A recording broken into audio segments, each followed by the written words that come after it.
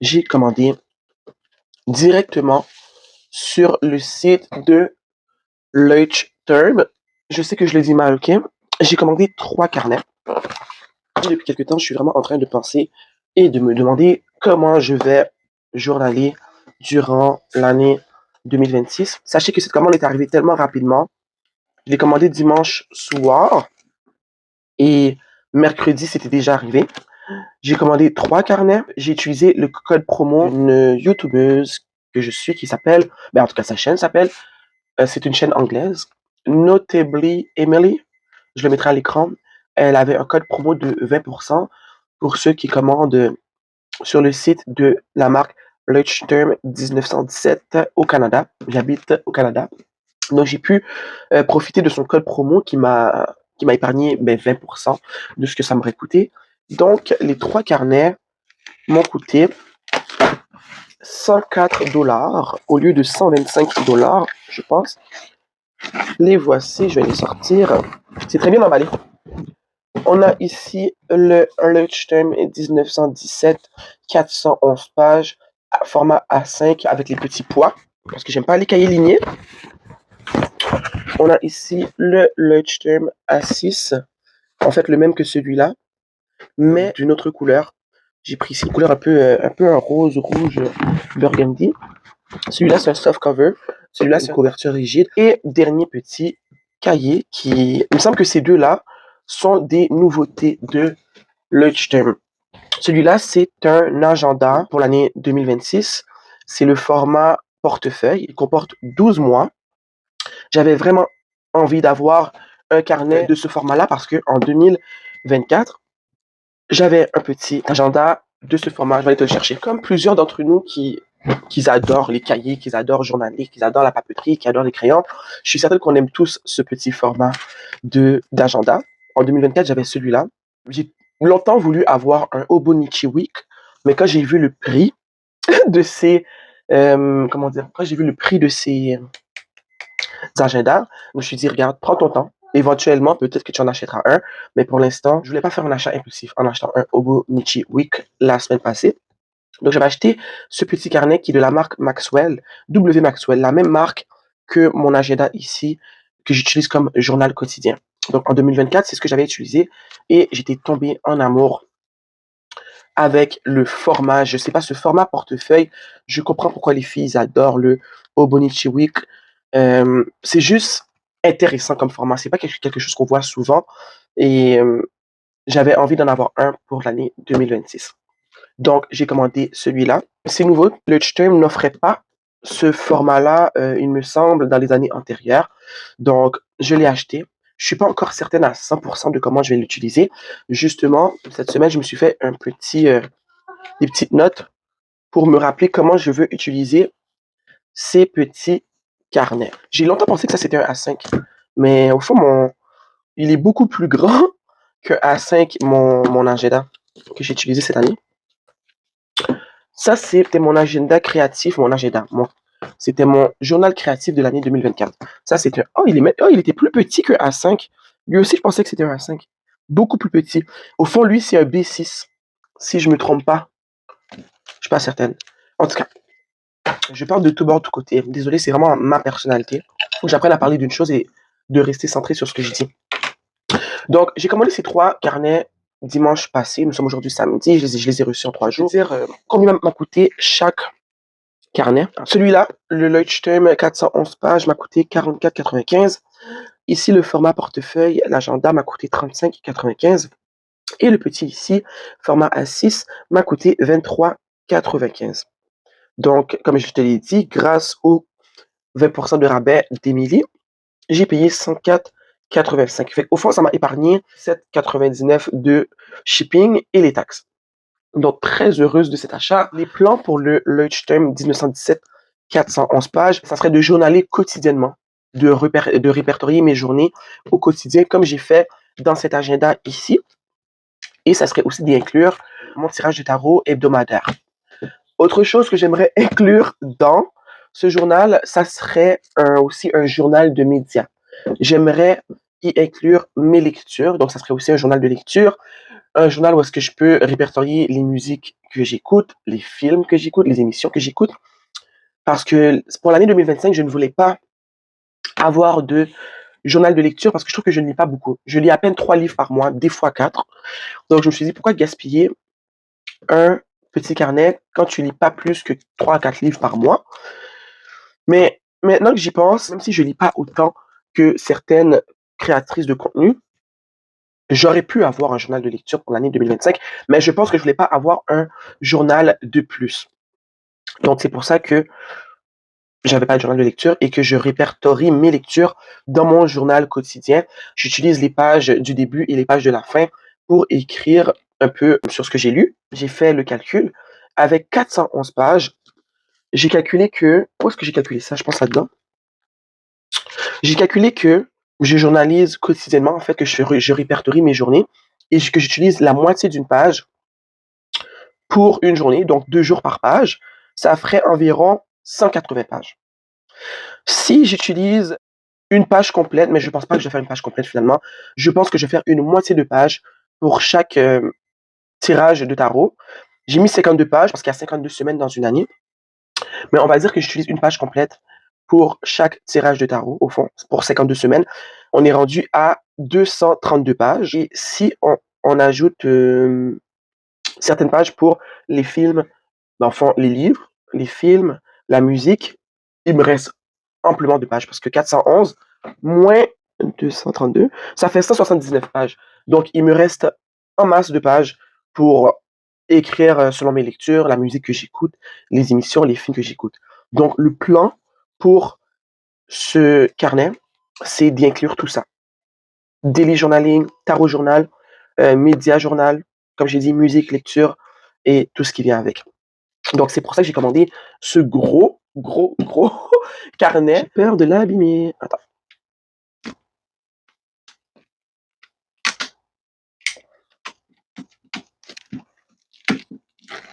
J'ai pris aussi celui qui a les petits pois parce que j'aime pas les lignes dans les cahiers, premièrement. Parce que je sais que je ne fais pas juste écrire dans ces cahiers-là, je vais coller des choses. Donc, je vais peut-être même dessiner. Je suis pas vraiment une bonne dessinatrice, mais des fois, j'aimerais dessiner.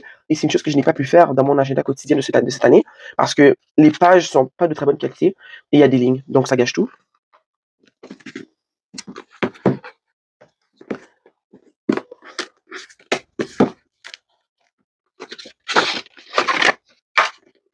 J'ai pris le vert, il est disponible en quand même quelques couleurs, pas plusieurs, parce qu'il n'y avait pas tant de choix que ça.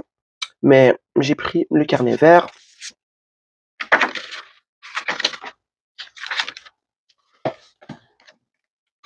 On a les 2 premières pages ici pour la table des matières.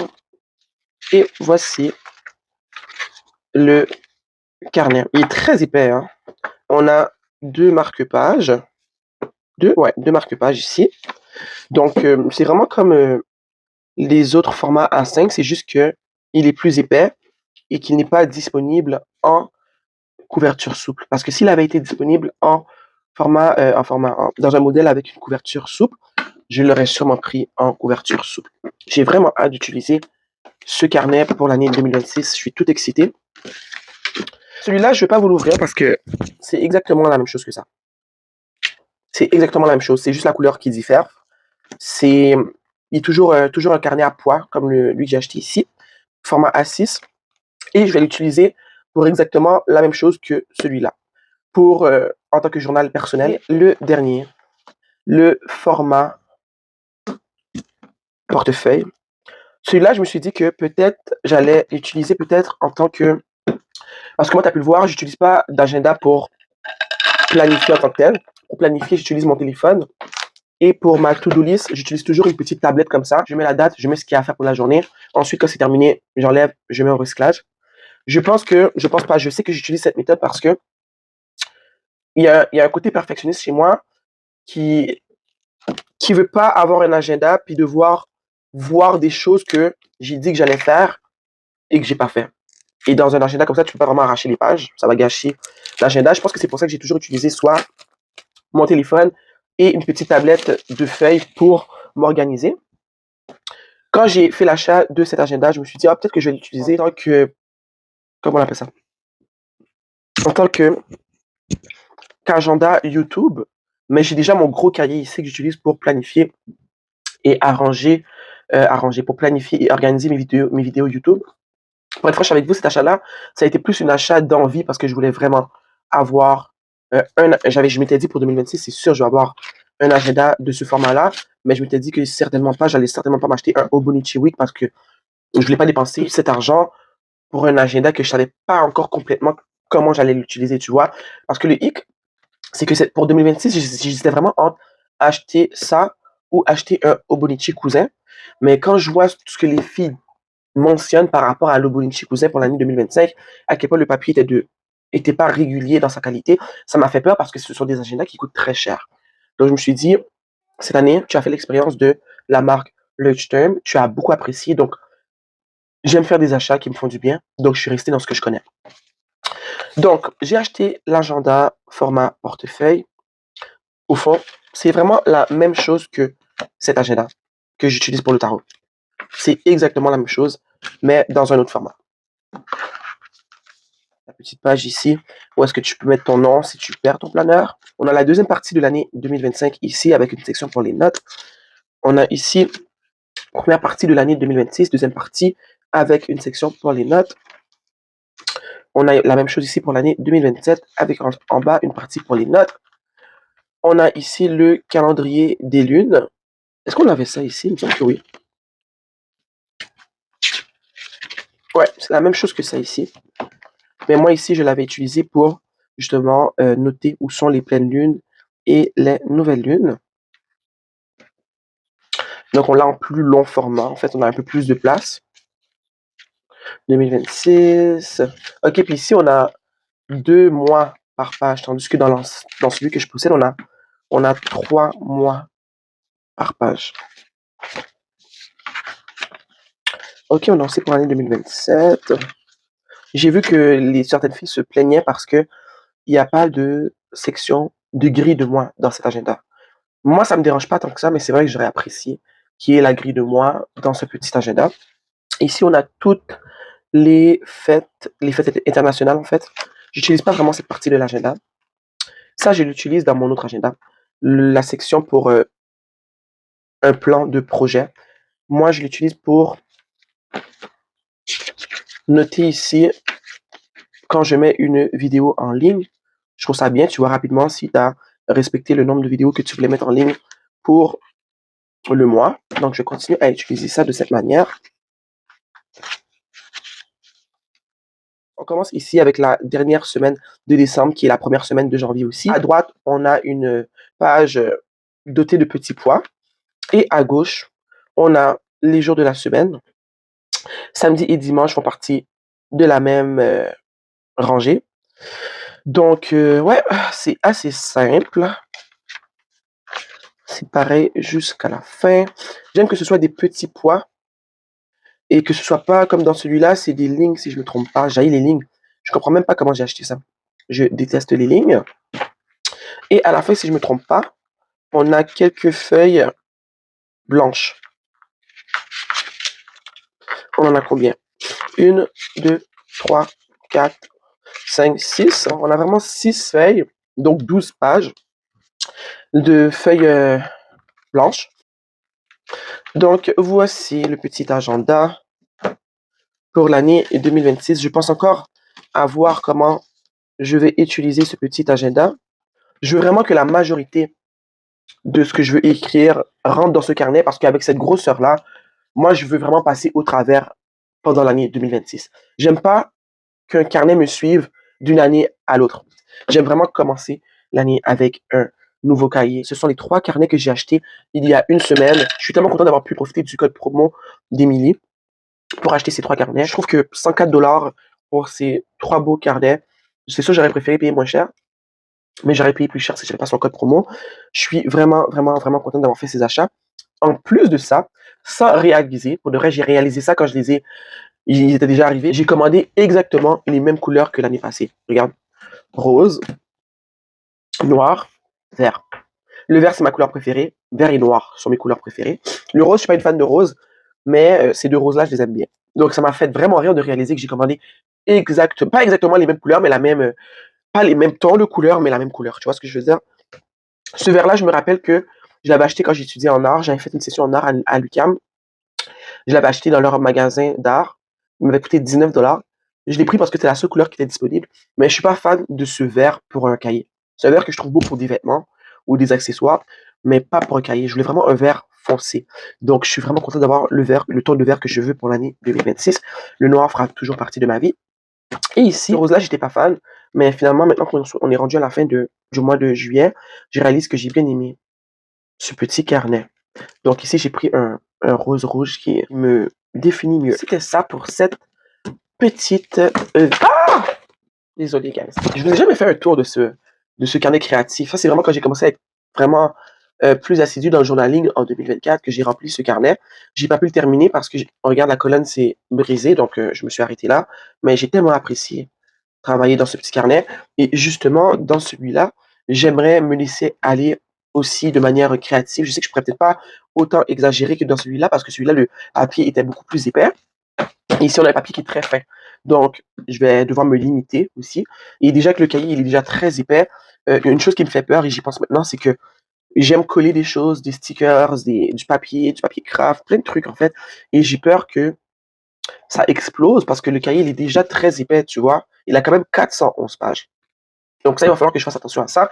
Parce que même si ça ne me dérange pas que le carnet devienne fluffy, j'ai pas envie de briser la colonne. Tu vois ce que je veux dire? Merci d'avoir été ici avec moi.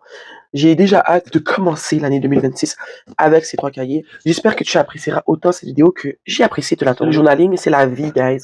Je sais pas si toi qui me regardes, je sais pas si tu entretiens déjà des journaux, si tu visionnes des vidéos pour t'inspirer. Une chose que je peux te dire, c'est lance-toi. Dans tous les cas, ne te laisse pas intimider par le côté perfectionniste de certains journaux que tu peux voir en ligne. Tu peux journaler pour ce que tu veux. Il y a des gens qu'on voit en ligne qui ont des journaux qui sont plus structurés, plus parfaits, et sache que tes journaux n'ont pas besoin d'avoir l'air de ça. Fais-toi confiance, inspire-toi des autres, parce que je pense qu'on s'inspire tous un peu des autres, mais fais ce qui est bien pour toi, et n'écoute pas ceux et celles qui imposent aux autres une manière de journaler. Le journaling, pour moi, à la base, c'est pour te faire du bien. Certaines personnes utilisent le journaling pour s'organiser, d'autres pour se faire du bien, d'autres tout simplement parce qu'elles aiment ça, pour explorer ta créativité. Il y a plusieurs raisons pour lesquelles on journale, ok? C'est ce que je veux dire. Donc, laisse-toi pas intimider par les autres qui font des choses peut-être qui pourraient te faire reculer, te faire peur. Achète-toi un cahier, ça n'a pas besoin d'être une marque quelconque, une marque connue. Tu peux commencer comme moi avec un cahier que personne ne connaît, que j'ai trouvé dans un Walmart et que j'ai beaucoup apprécié et qui m'a coûté seulement 24,95, ok? Et ensuite, si jamais tu arrives à en faire une pratique consistante, et ben tu peux investir dans des cahiers qui coûtent plus cher, comme dans les Leuchtturm 1917 ici. Bon, je parle beaucoup. Guys, merci d'avoir été ici avec moi. Ça m'a fait plaisir de vous tourner cette petite vidéo.